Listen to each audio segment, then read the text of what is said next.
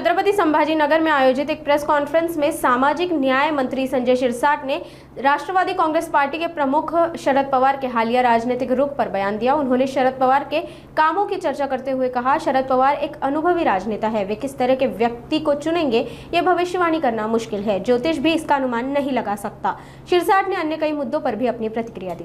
शरद पवार आहे, राजकारणामध्ये कधी ते काय टर्न घेतील हे महाराष्ट्रातला चांगला ज्योतिषी सुद्धा सांगू शकत नाही। हा कदाचित शरद पवारांनी दिलेला सूचक इशारा असावा किंवा त्यांचा असलेला दिशा दाखवण्याचा प्रयत्न त्यांनी केला असावा।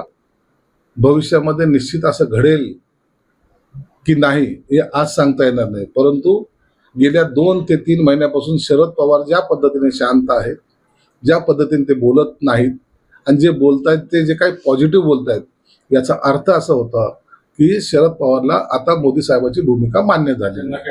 शरद पवार मोठे नेते आहेत, ते डायरेक्ट दिल्लीच्या संपर्कात मध्ये असावेत आणि जे काही बोलणी करते ते खालच्या लेवलवर शरद पवार करणारे इतके छोटे नेते नाहीत, म्हणून कदाचित मोदी साहेबांच्या भूमिकेला ते समर्थन द्यायला मागे पुढे पाहणार नाही। सूचना विनंती आम्ही कोण आग्रह करणार, ते मोठे नेते आहेत, त्यांना सूचना किंवा जे काही करायचं ते दिल्लीचे नेते करतील। 10 आमदाराचा पक्ष तो ऑफर देतो, त्यांना झालंय काय नेमकं तेच कळत नाहीये।